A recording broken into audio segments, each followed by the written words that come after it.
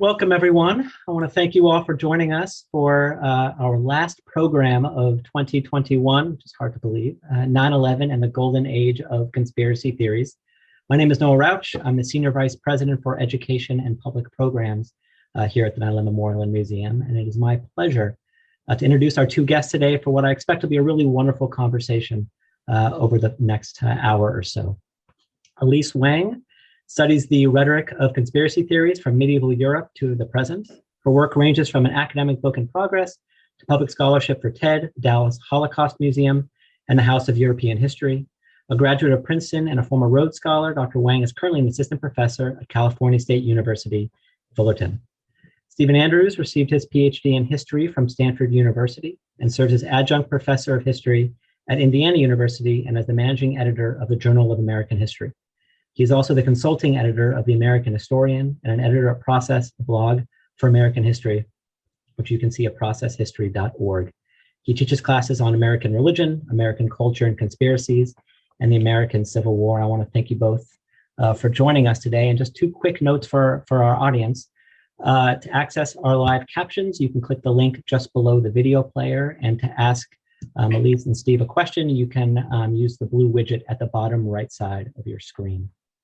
So, I actually wanted to start with a definitional question, and that is, what is a conspiracy theory? I want to ask because, I want us to get us on the same page, but also, to define something helps you be able to measure it and understand it, and then ultimately combat it. So, Elise, why don't we start with you? If you can just sort of define conspiracy theory and talk through some of the common characteristics that you've seen in your work.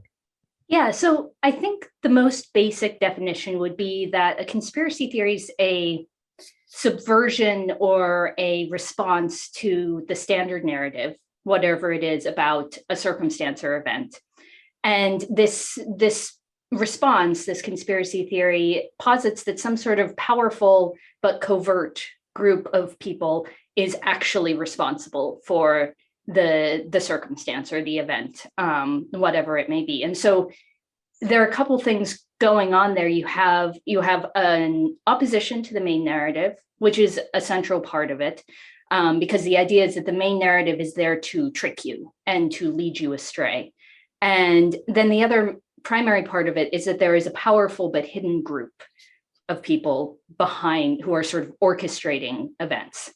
And sort of some common features that I've seen. I mean, one of them is that there is a strong social aspect to conspiracy theories, that they are a way to bring people together under a certain belief. So they're usually not actually, they don't usually actually stay individual theories. They are ways of bringing people together. And then there's also often, I'm sure we'll talk about this a lot, but there's often a call to action, a sort of next steps to take. So if this is true, if this main narrative is actually a sort of trick leading you away from the truth, then what do we do? What do we do about this elite cabal? Mm-hmm. No, go ahead. Oh no, I think that's right. I mean, I think it's. I often think that it's hard in thinking about it, because I also think it's how Americans in particular, maybe not in particular, but certainly in my experience and study, it's how Americans do a lot of things. It's how Americans do politics. It's not unusual. I think we can really be led astray by thinking conspiracy belief is this very weird, very unusual, kind of hyper specialized form of belief that only exists in this small community. I mean, it's rife throughout American history, American politics. And part of that, what makes it really complicated to think about is that there really are conspiracies, right? I mean, so at the same time, we have to separate the idea that there are conspiracies that are real and powerful and well-financed and existing. It's a different place when we realize that there are conspiracies that we know of. The CIA, in a sense, is a conspiratorial organization. It does things secretly. It has power, but we know that it exists. And then there's another whole level of people who are acting either on our behalf or against us, that are acting invisibly and behind the scenes and powerfully, and they really exist. And then I think, as Elise said very well, there's a whole other level of a much more hidden in the occult, in the Latin sense of hidden organization that are doing things that we don't even know they're doing, except in the world of where these conspiracy beliefs are. But that existence, and particularly, in my thinking, not that it's unusual in that, but as it's kind of expanded, the kind of covert world that we know exists post 47 or wherever in the 20th century has made it, has added fuel to this kind of fire of thinking about conspiracies as well.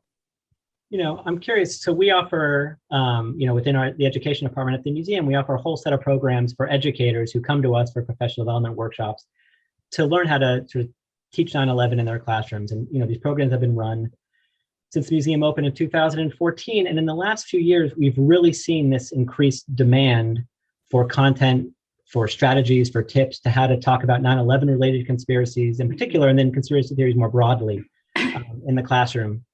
Stephen, we actually met because you've spoken at a few of Sure. these workshops. And, I've always taken this as a data point. It's admittedly sort of anecdotal, but this data point that there has been this increase in conspiratorial thinking or beliefs in conspiracies or mainstreaming of conspiracy theories. And so my question, I guess, is my read true? Have you guys, does the data sort of bear out that this type of thinking is on the rise, or is it just more visible? Are they louder for whatever reason? Elise, why don't you take a shot at that? I do think that conspiracy theory belief is on the rise. I also think conspiracy theory mobilization is on the rise. So I think Steve is absolutely right that conspiratorial thinking is really native to sort of the American culture. We like to think about things in terms of there being no coincidences, that there must be some sort of powerful hand behind things. And we also really like the idea that we're the only ones who know the truth, or that we have some sort of special knowledge. So I think that's always been there. But I do think conspiracy theory mobilization is higher right now. And this is kind of what I was talking about with the definition. Many conspiracy theories include a kind of call to action. They have a political agenda at the end of them. And when you have a conspiracy theory like that, the point is to mobilize a lot of people to take that kind of action. And I think we are seeing a rise in that kind of conspiracy theorizing with QAnon, but also with COVID conspiracy theories. I think this is a particularly tense moment for mobilizing conspiracy theories. Is that political mobilization, has that always been around? I mean, is that sort of particular feature of it relatively new? Well, that has always been around.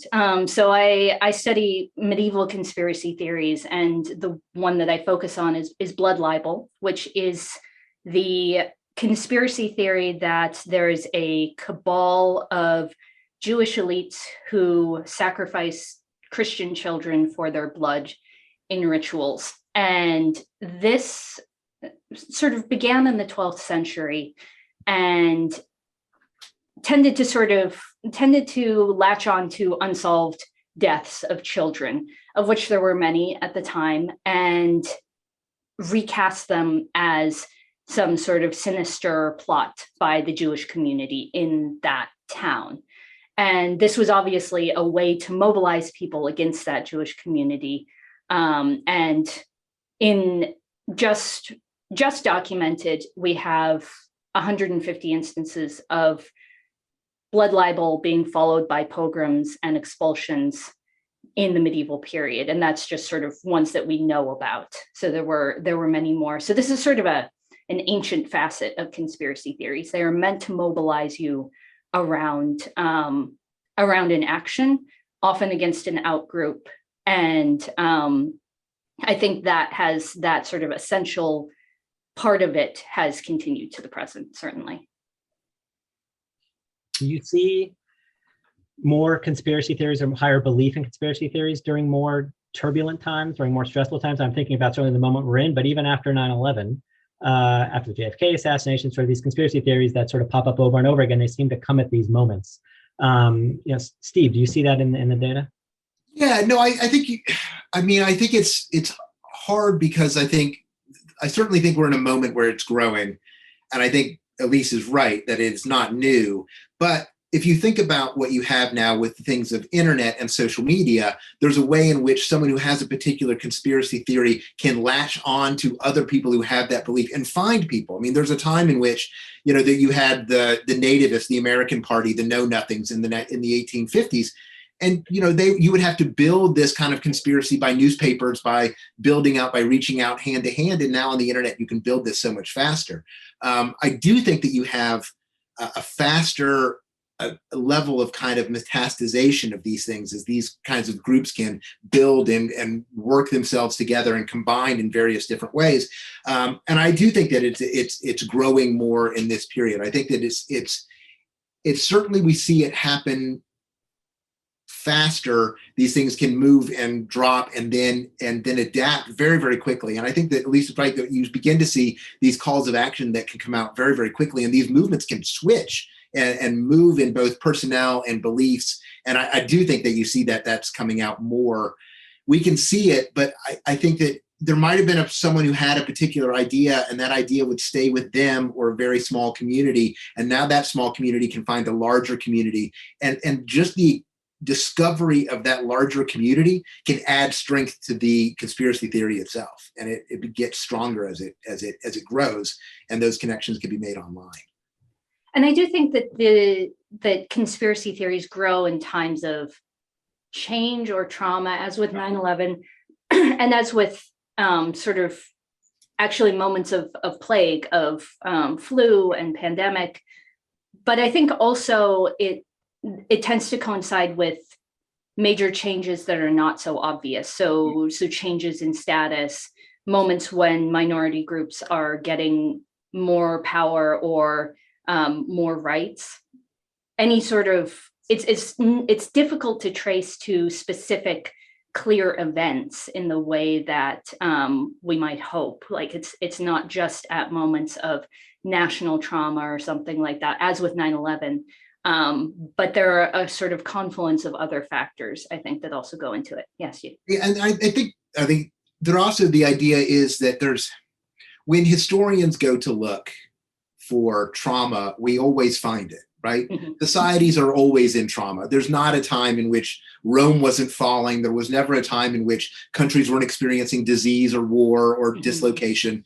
And so it makes it hard, because once you have a conspiracy, when you go to look, you could always find some trauma that's driving it, because that's kind of a constant of human societies too. So I think another element is, are there elements in the political or social or cultural or religious milieu that see this conspiracy as valuable in driving something forward, which is something else, right? So you may have dislocation, you may have the makings of a conspiracy, but unless someone is going to step in with some kind of official power or some force, whether or not official or not, to motivate that to move in a particular direction, they might burn out, right? The fear in the 1690s that there were, witches in Salem, it depended on the general court of Massachusetts accepting spiritual witness and spiritual evidence to be able to prosecute and hang and kill witches. And once that's withdrawn, the belief in witchcraft probably doesn't necessarily disappear, but the ability of it to grow and have real effects disappears, right? So you have both. Trauma might make people look for answers, look for some kind of sense of security. So that might be constantly going on. But then you have other spikes in which that conspiracy latches on to something else going on in the culture, the kind of call to action that makes things happen, or the conspiracy really grow, get legs, get effective to cause things, oftentimes horrible things, to happen. And just to sort of step back, I think something we're both talking about but not making explicit is that there's a difference between the people who create and mobilize conspiracy theories and the sort of followers of conspiracy mm-hmm. theories. And when you have a creator or mobilizer, that's where that sort of call to action comes from. So an example is, in sort of one blood libel was William of Norwich, and he was about 14. He died under mysterious circumstances, and sort of the immediate response, this is in 1144, and the immediate response of the town is to be suspicious of the Jewish community in the town, but actually the sheriff of Norwich shuts it down. And he says, there's no evidence that there's anything going on with them. So he actually ends that. And then about 5 years later, Thomas of Monmouth, who is not from Norwich, comes in from out of town, and he already has the story of blood libel to offer. And he has come up with a theory about blood libel all over England, that every sort of Passover, the Jewish community chooses a different town in which to enact their blood libel. And he says this year it fell to Norwich, and that's actually what happened with William. And he's got the story ready to go because he wants to set up a local devotional cult around William, based around himself. So he has his own sort of political and religious reasons for wanting this story to be true. And he even talks a little bit about how he's frustrated that nobody seems to remember the things that he wants them to remember. But this was one of the sort of stories that kicked off the blood libel craze, was this William of Norwich character, which in fact, the person who wrote it wasn't even there at the time, came 5 years later with his own story. So these kinds of mobilizers of conspiracy theories, who knows if Thomas of Monmouth actually believed this? That's not actually important. He had a sort of political agenda behind it, and then he got other people to believe it and mobilized other people around it. And that was what sort of started the ball rolling on it, not the original anti-Semitism, because at the very beginning, the town did suspect the Jewish community, but it didn't go anywhere. Right. You needed that mobilization for it to go somewhere. Well, I'm wondering, it's almost like it's less about the specific conspiracy than it is about sort of this worldview that it sort of fits into. Mm-hmm. If you sort of have the story. And so I think, when you look at data around 9/11 conspiracy theories, during President Bush's terms, more Democrats subscribed to those conspiracy theories. And when President Obama was president, more Republicans believed in it. President Trump sort of half-half. It's, when people answer these survey questions, are they just projecting their own political beliefs onto whatever the conspiracy theory is? And it's much, you're asking about their own sense of the political order as much as the conspiracy theory itself. Right. I think you can see also that there's if you look, say, post JFK, which is one of these big moments, there's all kinds of movements in politics, whether it's going to be John Birchers or it's going to be other movements that are talking about political conspiracies and other conspiracies. And if you look at Jim Jones and some of his arguments, so many of these countercultural figures or religious cultural figures, or what we tend to think of cult figures that have these conspiracies, it's just in the air, this stuff now for people to use to assemble a worldview that's widely expected, that the government is working against us and there's this conspiracy or that conspiracy. It is the tools are there for someone to construct it. And I think Elise is right. Sometimes the people leading this might 100% believe it. But that's not really the crucial issue. The crucial issue is this raw material is there in different amounts at different points in history, whether it becomes activated to do things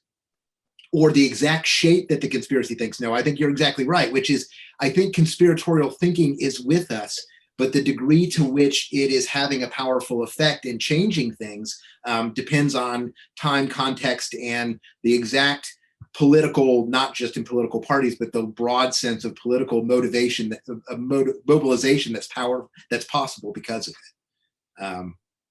In these moments of these peaks, what happens? How does it dissipate? Where does the energy go sort of after these moments historically, one that we're in maybe right now? I think that totally depends on the response that governments have to it and that sort of leaders have to it. I mean, with Norwich, it was originally quashed. The sheriff got involved and said, no, there's no evidence for this. Everybody back off.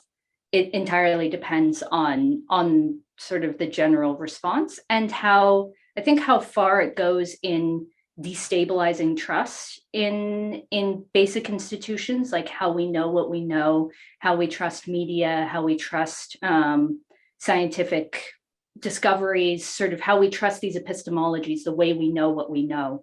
I think when that really, really gets eroded, then we're in a sort of nowhere space, and it's really difficult to build anything on that because Yeah. you don't have any sort of common ground to build on. I think that conspiracy theories, despite the fact that they're very powerful political organizing tools, they're very blunt.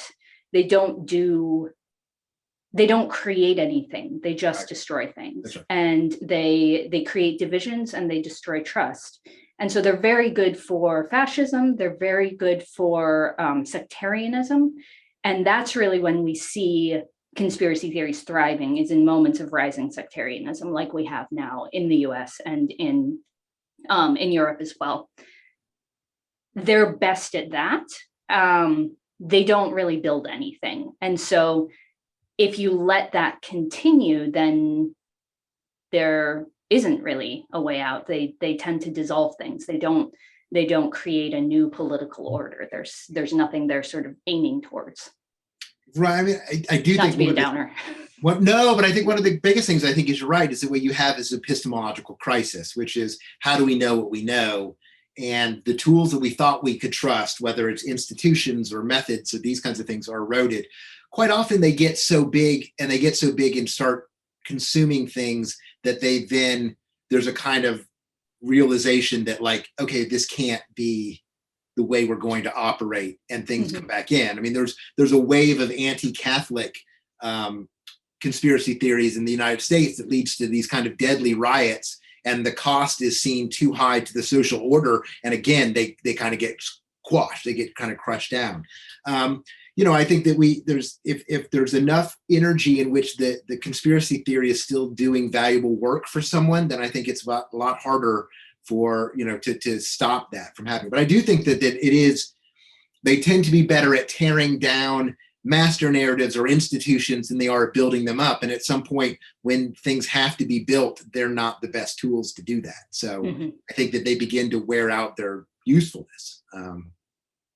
Well, I want to get to sort of how to combat conspiracy theories in a moment, which I think will be part of this, is just sort of rebuilding trust in institutions or sort of a sense of authority amongst experts and things. But before, you both have touched on this idea of community, of identity. So I want to get into what draws people to conspiracies. And, Elise, you've talked about how, people are looking for, a coherent story. We're trying to find patterns in the noise, and conspiracy theories can do that in a really random seeming world sometimes. And, Steve, you've talked about how, there's never any coincidences amongst these believers, which points to this idea of cohesion as well.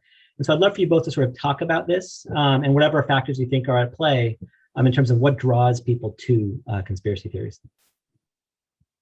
Yeah, I think the sort of searching for a cohesive story, but also not just one in which there's no coincidences, but one that supports the worldview that we want to have, sort of. I think so with 9/11, I think one of the reasons why conspiracy theories about this were so powerful for people is that the worldview that 9/11 presented to the US, which was that a sort of ragtag team of basically unfunded people from halfway across the world, from places that most Americans did not even know existed, could perpetrate this on the US, and there was nothing the US could do to stop it.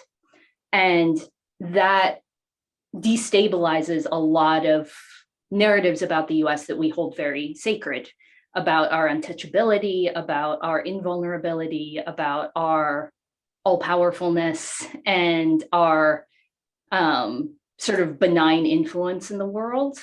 And so a conspiracy theory that provides a narrative that, oh, it was actually the US doing it to ourselves, is more comforting actually than the idea that we are vulnerable, because that would mean we're not vulnerable. It's just a matter of corruption. It's a matter of our own, our insides being sort of at war with each other, but we're not actually vulnerable to the outside. And so it presents a cohesive story, but it's also specifically a cohesive story that supports the world that we want to live in.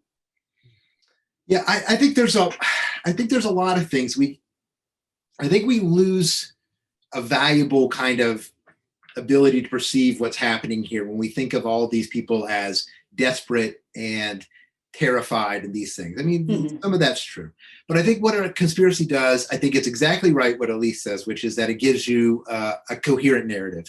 I think on a big thing, it makes the world make sense, right? I mean, kind of like the horror writer H.P. Lovecraft, right, has this kind of cosmic horror. And his cosmic horror is the sense that the universe doesn't care about us. And conspiracies often tell us there's someone in charge. Yeah, no, it does care. It does. It deeply cares about us and wants to get that. And if someone is in control, then someone else could be in control, and things aren't random, right? And so it also does other things, right? It gives conspiracy believers a purpose. And not just because people who are desperate or poor, but people who are living regular American lives often feel that their lives are scripted. They're going to watch TV, they're going to go to work, they're going to get old, maybe they'll retire and they'll die, and there'll never be this kind of great purpose. But a conspiracy, whether it's Q or something else, attaches you to this big story, makes you part of this big, powerful narrative that sometimes gives you something to do in the same way that people are so fascinated with true crime, right? 9/11, hours of video to watch. You can watch, these kind of videos. You can do this mystery. You can solve this problem. You're chasing down this big fish. Your life is essentially, even though it's only happening when you log into the computer, your life is like a movie. You're involved in massive things on a giant scale of kind of national or international importance, right? So this is a kind of excitement that it can be terrifying that there's this horrible movement that's murdering children or whatever, but it's also incredibly hopeful because so many of these conspiracies posit that the world is about to change. That rather than a world that the sense is that the world is largely outside of your control, everything can be different in an instant, whether it's UFO kind of, revelation of what's going on with the UFOs, or, Q is going to arrest all of these people in the United States and end this child abuse, or whatever it's going to be. The world, one, makes sense. The people who are involved in the conspiracy are at the center of this giant drama that's happening. And at any minute, the world can change. And potentially change for the better, that it can be hopeful and exciting, and it builds a community of people who are, in a sense, feeling like they're pushing for this, kind of great resolution of this story that they're watching. It can be a really powerful emotional presence for someone whose day-to-day life is working in an office and coming home and doing what the quotidian stuff that Americans tend to do with their lives. I mean, it can be really powerful psychological draw. Well, it ties together the call to action that Elise was talking about before, about just sort of everyone could be an expert and sort of dive in. And Steve, you've used the phrase, I think it's sort of, evidence as style, just the amount of sort of the quantity of evidence and sort of diving into that work. And if one piece doesn't exactly line up with all the other pieces, and the entire official narrative or whatever it is sort of tumbles down. And this fits right into that idea. I'm curious, talking about Q with predictions, and it's not just Q, but just sort of these types of things. There's what happens, because it doesn't seem to have a big effects when there are missed predictions, when things are said this is going to happen on this particular date and it doesn't happen. How do you sort of work that into your sense of cohesion of this narrative that all makes sense? How do you move forward after that? Because clearly people move forward after that.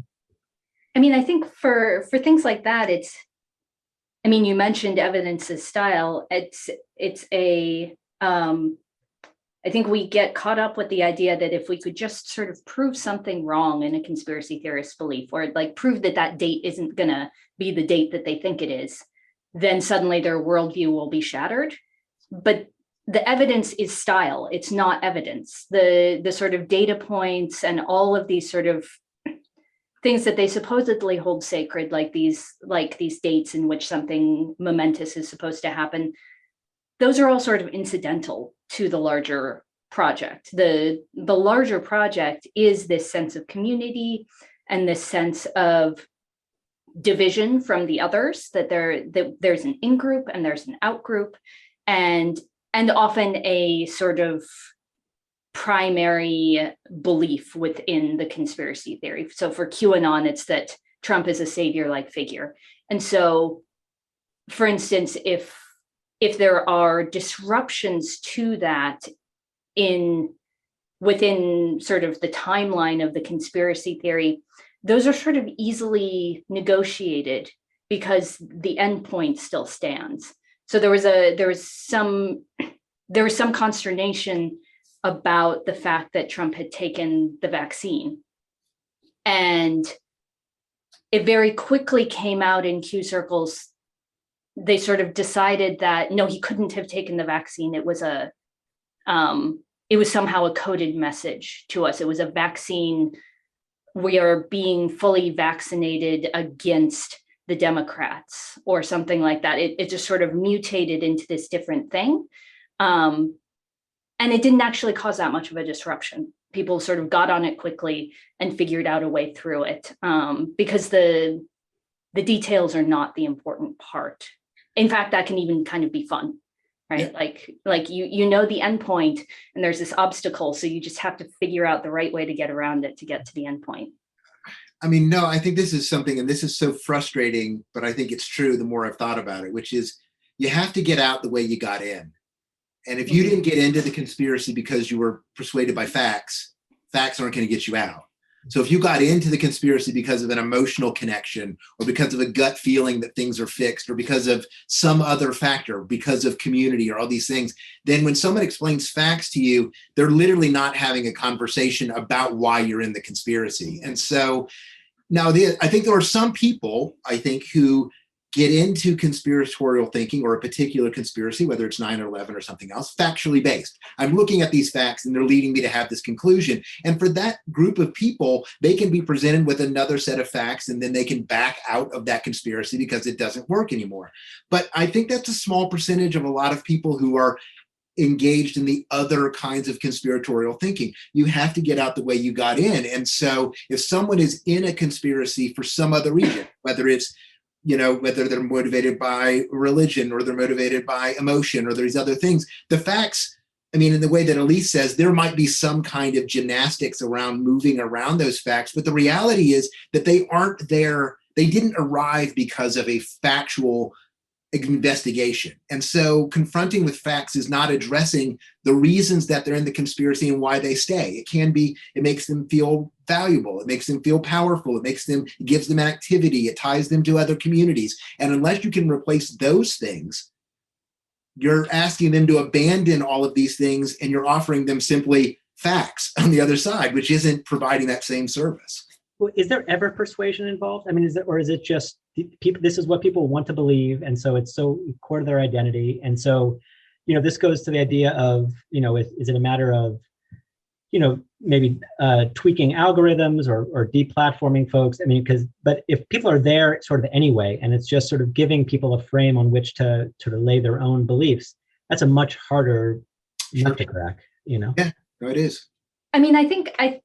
To speak to deplatforming, I do think that helps, just because I don't think it's the case that these beliefs exist without the platforms to talk about them, and without the sort of powerful people platforming them. As we talked about earlier, like, you can have these sorts of this belief in witchcraft or this anti-Semitism, but if you don't have something mobilizing, and if you don't have a powerful voice or a powerful story mobilizing that feeling, then that feeling isn't going to find purchase in your life. It's not going to take root in the same way, because it's not as productive. And so in that way, I do think deplatforming can be a powerful preventative. That doesn't address how we get people out of it, though. That's just sort of to prevent the spread. I think that is really important. For getting people out of it, I do think that there's some persuasion, but it's not of the factual kind. I think that people can be nudged in the right direction, probably mostly by people who are close to them, that they already have a relationship with and are already connected to. I think that people who have other strong communities tend to be sort of more easily lured out. Non-conspiracy theory-based communities like church or synagogue or any sort of faith community, I think that it's easier to sort of draw people out if they have something like that to return to. But as Steve said, if you're just offering them facts, that's a poor substitute. Yeah, I mean, it's kind of like the thought is that, I've often said that, that Q is a verb. I mean, it's that if you think about QAnon as a particularly core set of beliefs, and we want to think of it as a kind of, it's a set of kind of thesis statements that can be proved or disproved. I think in a sense, you're missing some of what it is. It's an activity. It starts with an orientation, but the Q process is one of problem solving and community building and decoding things that builds these kinds of relationships. And as long as there is still something new to be decoded, then that thing can still continue. So, I mean, I do think that like when someone presents like some of the beliefs of Q as ridiculous, and the thought that if we point them out as ridiculous, then people will stop believing them, I just think you're missing how these things function. That's not how these groups function. And Q is particularly powerful because organizations that have a strong center figure, that are around a prophet figure, and this can be any number of religious groups, then if a prophet figure who claims to either be God or speak for God says things that are incorrect, that hurts the central statement for why this person is establishing power and should be in charge. But the very decentralization of Q means that it's going to be particularly hard to ever get rid of, because there's not as if you can prove Q's lying, because Q in some point is either a non-existent figure or no longer at the center of it. It's not like Q Q can be exposed having committed particular crimes or cheating people and has a warehouse full of limousines and therefore loses his moral authority. It's not how it functions. And so it's a much more complicated system to kind of break. It's not like it's an organization in which there's a central figure that can be shown to have feet of clay, and then that will have some profound effect. Before we move to sort of the combating piece, which we've sort of touched on already, I'm curious, do different conspiracy theories sort of attract different types of people? So, sort of reading something in the past couple of weeks, and it's, if someone who believes that Lee Harvey Oswald wasn't the lone shooter sat next to me, I'd feel very different than if a Holocaust denier sat next to me. Sure. And so is there an actual sort of difference there in terms of who's attracted to what type of conspiracy theory? Yes. Yes. Yes. I mean, I think the basic thing about conspiracy theories is that they, we were talking about, they give you a coherent narrative, but they give you a coherent narrative that meets a worldview that you like, that you want to be true, and wanting sort of the world in which the Holocaust was a massive cover-up conspiracy and didn't actually happen is very different than wanting a world in which, you might be able to figure out something that the police in the 1960s couldn't figure out about Lee Harvey Oswald. Like, it's a different worldview. Yeah, and I think that, Isinski is one of the people who's done a great work on this. I mean, can look at some, and there are minority communities that have different conspiracy beliefs that are organized around their own experiences, that, whether it's, about AIDS being man-made and be released in purpose into African-American communities, or the crack epidemic being pushed and funded by the CIA. I mean, there are certain whether it's regional or national or identity-based conspiracies that people will believe that that other groups aren't going to be attracted to. And I think there are some, there's kind of widespread what I call shrug conspiracies, right? Which are, people might believe that JFK was killed by, Bell helicopter, or JFK was killed by someone in particular. But at some point that just tells them that politics is all corrupt, and they kind of shrug and they don't much care. I mean, that's where that call to action isn't there. And so, there's some of these things in which there can be conspiracies that can be more or less poisonous, and more or less that we know are going to lead directly to this kind of call to action and lead to atrocities. And those are the ones I think that we're more terrified by, in the sense that if someone sits down and says, I think the Cubans killed Kennedy, it's not like he's getting you to say, we need to go down to Havana and do something about it, right? It's just it's an observation that may or may not have much valence now, in the same way that conspiracies about things that occurred in the 19th century aren't going to seem as dangerous and off-putting as ones that are going to say that kind of statement of, here's my statement of a conspiracy belief, and therefore we should, that's where, things begin moving in a whole different direction. Although I do think that, you sit down next to someone who says that Lee Harvey Oswald was a patsy.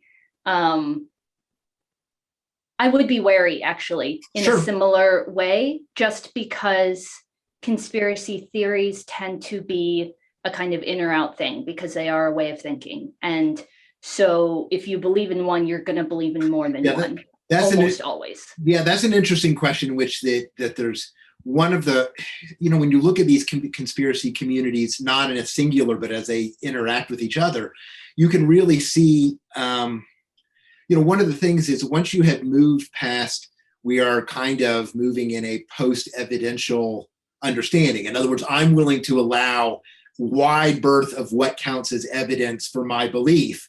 Then someone introduces a new belief.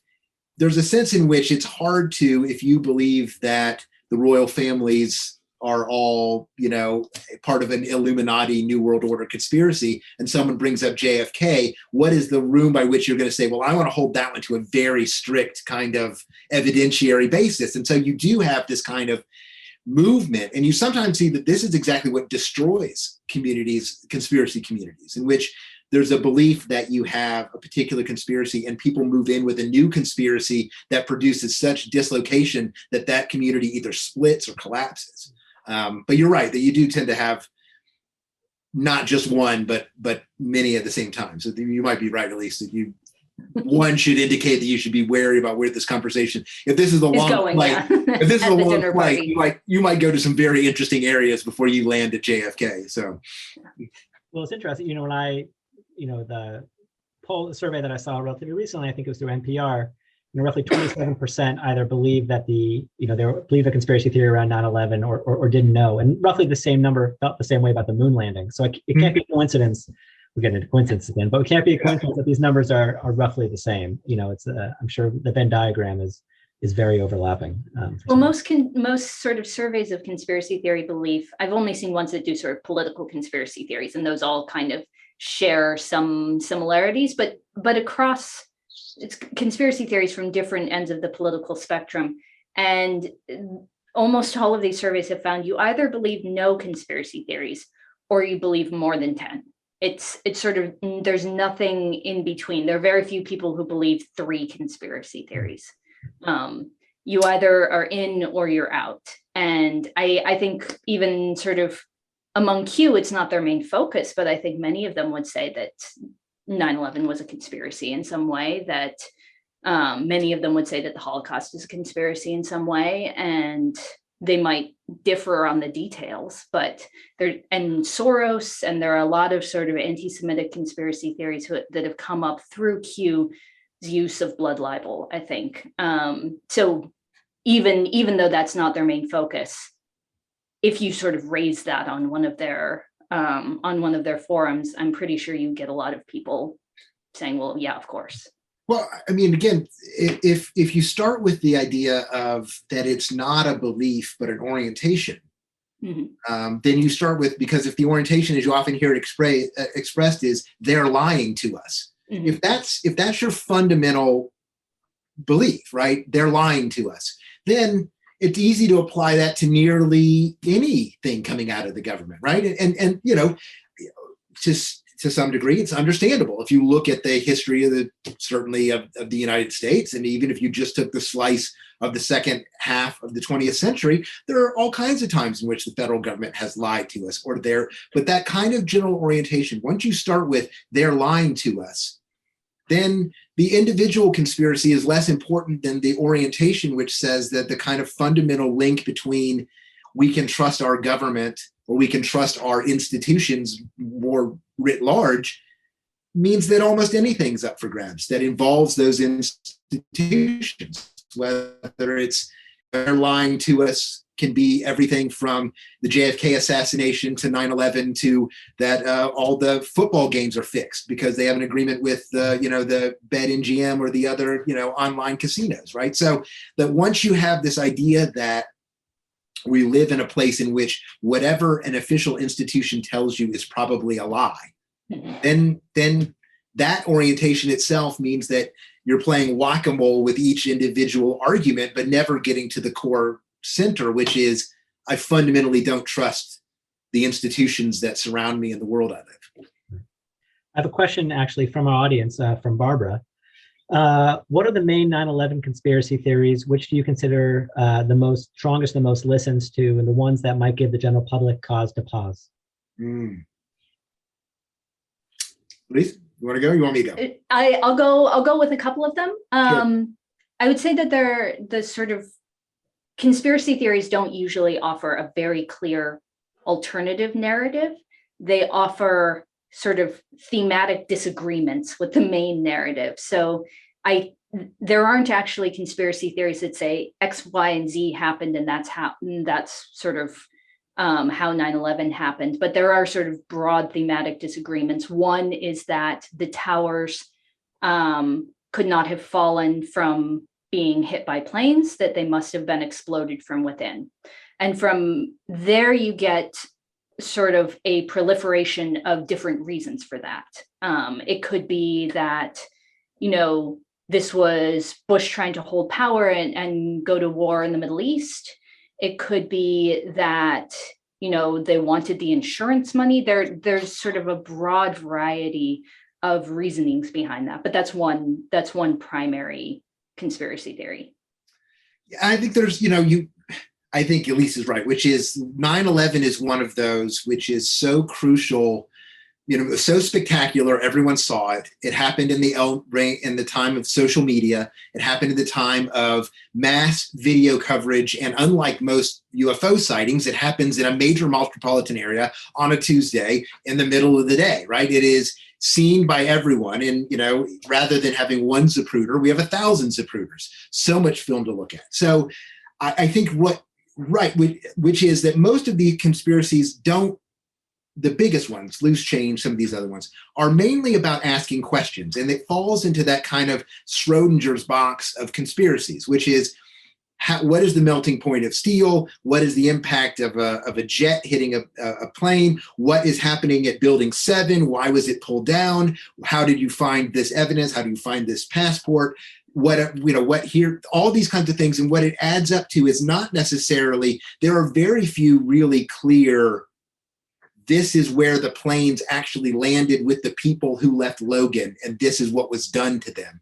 And much more of, here's a set of questions. Those questions make you think. And now I've created this area of questions in which literally any conspiracy can live in that box, right? So, they can get as wide as it couldn't have been a plane, so it had to be a missile. I think one of the common ones is that earlier on, they loaded it with explosives and it was a controlled demolition. Mm-hmm. You see some exotic ones, which is there was a holograph projector and the planes never existed, and so they landed some other place. But 9/11 is one of those that the criticism of 9/11, unlike a lot of other conspiracies, is so technical. It really is. You don't tend to have, engineers for the Illuminati or David Icke's, kind of lizard theory. You have engineers for 9/11, like very technical conversations about how hot things will burn and that kind of conversation. So 9/11 is really unique or really different in the sense that it attracts so much attention, but it rather becomes a kind of great site for questions than alternative explanations that really try to answer all of those things. And so this idea that I'm just asking questions is powerful. We should ask questions. That's great. But the questions existing themselves kind of serve as an argument without an argument that can't be refuted because it's not actually assembled. And then the fact that there are questions make all other claims about events possible coming out of it. Well, this gets into, I think this is a nice segue into sort of how we combat something like this, because when we first started, offering those workshops, we wanted to give, an accurate teachers an accurate understanding of about what happened and some of that science behind it. But also, we talked about media literacy and things of that sort, but, we've really sort of shifted our thinking, Steve, with your guidance with a lot of these things, to get people to really sort of non-judgmentally start thinking about their own thinking, because media literacy is asking questions, looking at sources. This is it's the same language that a lot of these conspiracy theorists are using, and so it loses sort of some of its teeth. And Elise, you've talked about sort of about this as well in terms of media literacy and its usefulness or not usefulness in combating some of these things. So, I'd love to sort of hear you sort of talk about your strategies, for our audience about, how to sort of think through how to combat some of these things, in a variety of different settings.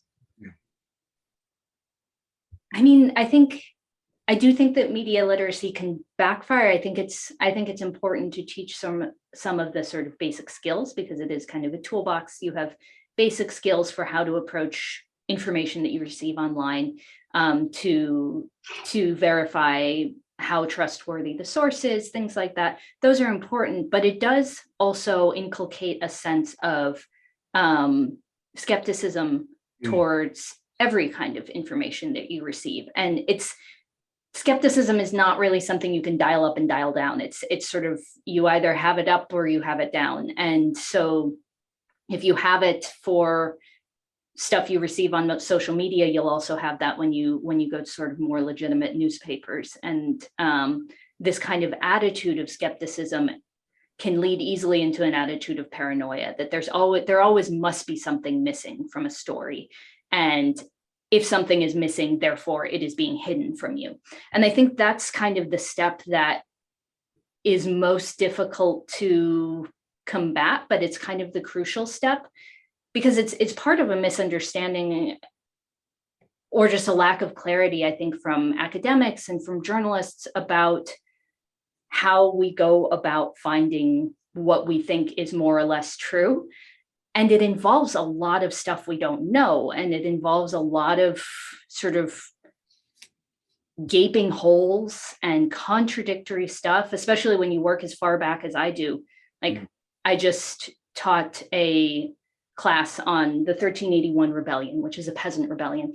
And all the records we have from that are 3 accounts by people who are openly hostile to the rebels. So we only have that side of it.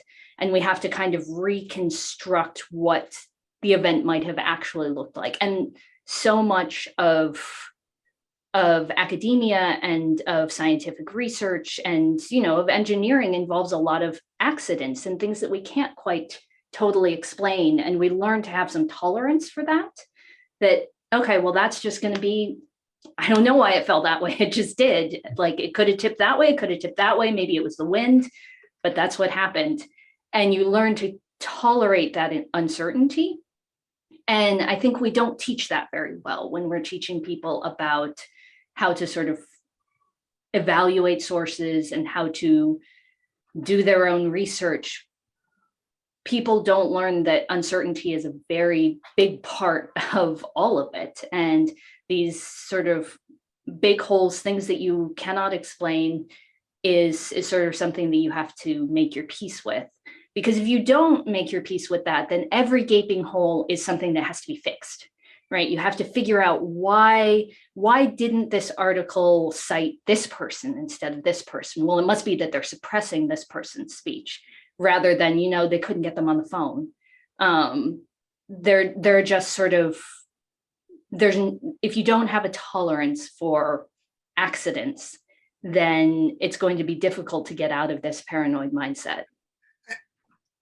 I think that's exactly right. I also think that I've found with working with students, a couple of things that help is really not allowing them to sit in the place of, I'm just asking questions, right? So, okay, if you're going to say 9/11 didn't happen the way the official narrative is, then what do you think happened?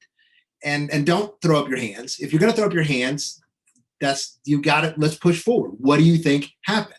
And as you do that, you find out that many times the alternative stories are harder to sustain than the stories that the official narrative is. Another one is, and this is very close to what Elise is talking about, same kind of thing, which is to recognize that the official narrative was people trying to put together a narrative with broken. We don't know all the things that happen. The people who are putting out an official narrative don't simply have all of the facts and are deciding what to release. They're putting it together in the same way of trying to investigate a crime in which they don't know every conversation that happened. They don't know every connection. They don't know these things. So there's going to be holes in a story.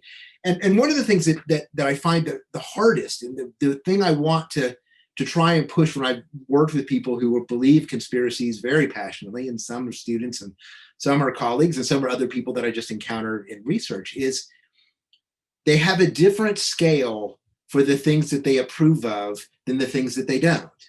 Like someone who is going to literally take out a jeweler's loop to look through Apollo photos, but when they hear something about an argument that they support, they simply believe it.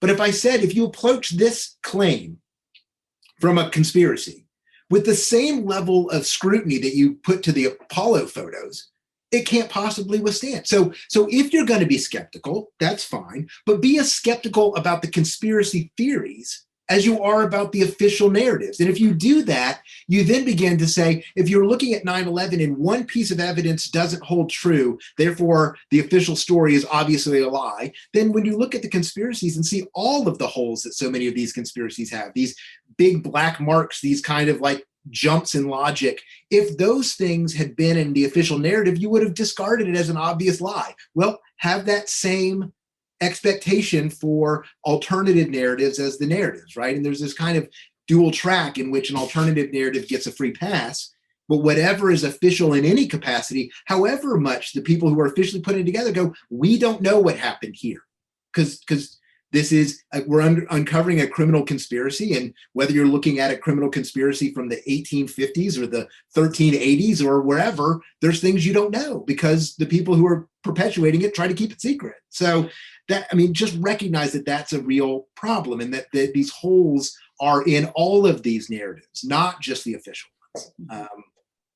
So, we have time for one more question, and it's, as we all know, these conversations aren't easy, whether they were students or family members or friends or whoever. And so it's oftentimes just sort of easier just to say, I'm just not going to have the conversation, or it takes too much time, or it's too exhausting, or whatever it is. And so I wonder if you two could just sort of both, and maybe Elise, you first, just, why is it important not to do that? Why is it important to sort of combat some of these and sort of take the time and have those difficult conversations, even though they are so difficult? I mean, I think the most important thing is you're more likely to get through to people who are close to you, by which I mean the people that are most likely to bring those people out are those around them. So if you have a family member, it's you who's going to be most likely to be able to bring them out, mostly because you share, let's say it's a close family member, you share all of these other things in your life. You have so many other structures you can rely on, so many parts of your relationship you can rely on, and a sense of compassion towards the person. So you can start with just sort of asking them the way you would about anything else that you know that they care about. Well, what do you like about it? Like what's exciting about it? Like how does it make you feel? And try to sort of draw it out in the same way that you would anything else that they care about, because it has become a core part of their identity. And if you start from a place of antagonism or dismissal, that's what's expected. And they already have a place for you, and that's the other side. You're against them. And so you can very easily get yourself slotted into that, and then you're of no use at all. And I think that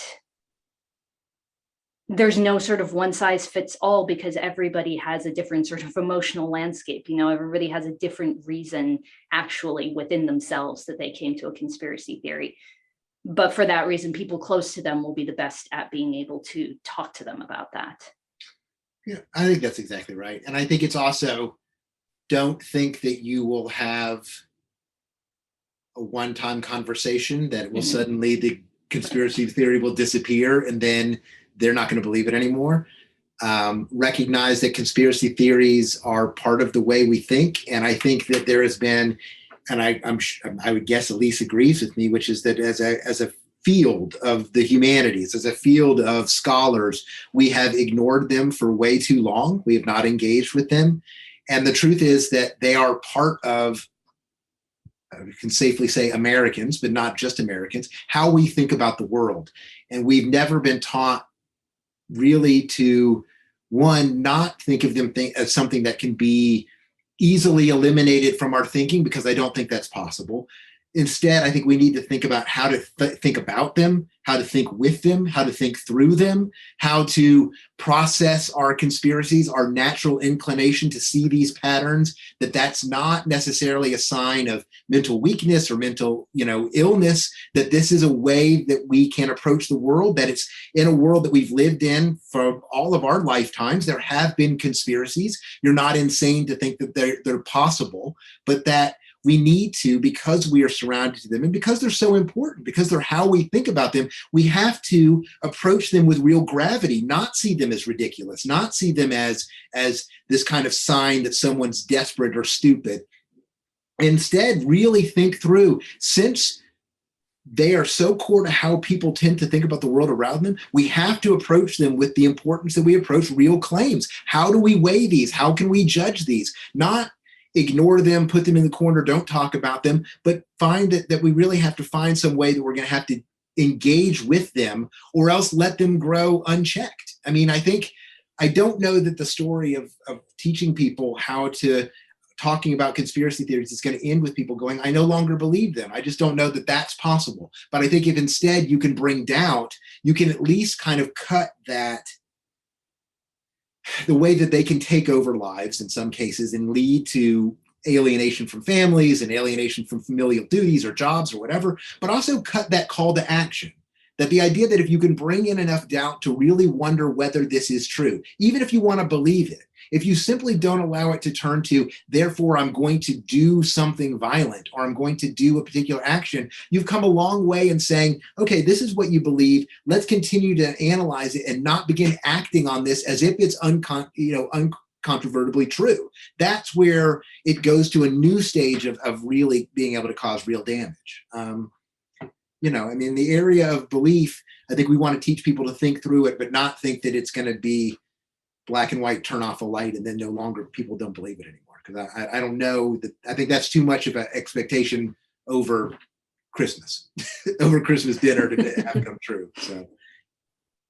Well, on that note, I want to thank you both for joining us today. And I want to thank our audience for tuning in, for another year of these programs. Our goal in these programs is to, through conversations like this, just to better understand the world that we're living in. And we hope that we've helped you do that over the past year. It's been sort of an understatement to say it's been a challenging couple of years. And so I do want to quickly call out the team who makes all of this possible. Joshua, Geraldine, Fernando, Angela, Tracy, Corey. It really does take a village. And in particular, I do want to give a special shout out to Ruth, if you were watching, to Henry. I'm up here speaking today. Typically it's Cliff, but they're the ones who really make all of this happen and have done it brilliantly for a long time now. So thank you both. Wishing everyone a happy and healthy new year, and we will see you again in 2022. Take care.